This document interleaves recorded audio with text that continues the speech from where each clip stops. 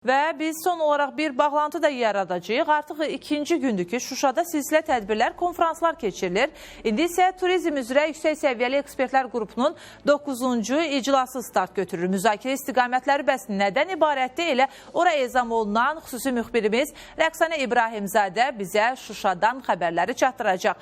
Rəqsanə, buyur, söz səndədir. Salamlayıram səni.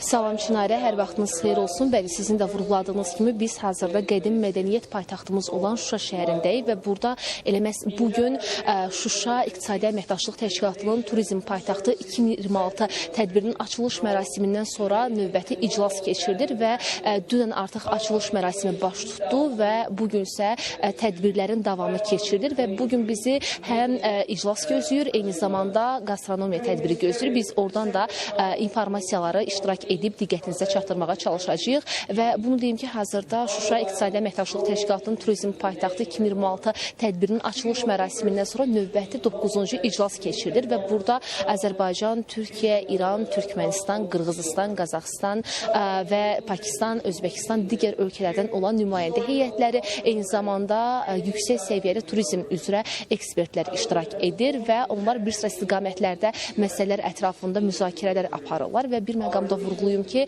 artıq yəni dünən keçirilən açılış mərasimindən sonra məsələ bugün keçirilən iclasda da yəni Şuşanın Turizm İqtisadi Əməkdaşlıq Təşkilatının Turizm Paytaxtı elan edilməsi ətrafında və eyni zamanda Azərbaycan İqtisadi Əməkdaşlıq Təşkilatının birgə əməkdaşlığı çərçivəsində Şuşanın məhz elə turizm üzrə potensialının dünyaya tanıdılması və Şuşanın təbii sərvətlərinin dünyaya təşviq edilməsi istiqamətində məsələlər müzakirə edilir. Eyni zamanda turizm potensialının daha da artırılması məqsədlə hansı işlərin görülməsi lazım olduğu ilə bağlı təbii ki, məsələlər müzakirə edir. Eyni zamanda bir məqam da vurğulayım ki, bugün keçirilən 9-cu iclas çərçivəsində 2030-cu il üçün yəni növbəti paytaxt hara seçilməlidir? Bu məsələ ətrafında da təbii ki, danışıqlar aparılacaq. Eyni zamanda turizm nazirlərinin 7-ci görüşünə hazırlıq məsələsi, eyni zamanda 6-cı görüşdə qəbul edilmiş məsələlərin bugünkü gündə icrası ilə bağlı hansı işlər görülməli? Təbii ki, bununla bağlı da məsələ ətrafında danışıqlar olacaq. Eyni zamanda dediyimiz kimi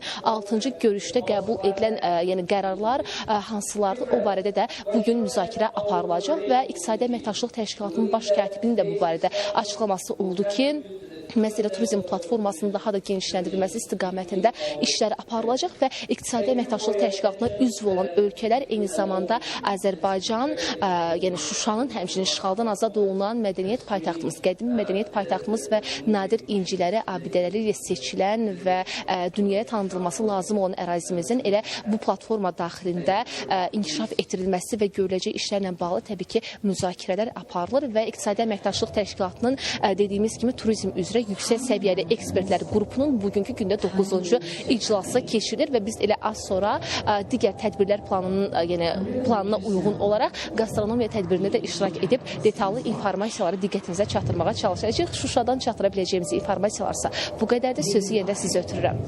Təşəkkürümü bildirirəm Rəqsanə, Şuşadan bizə son məlumatları çatdırdığına görə.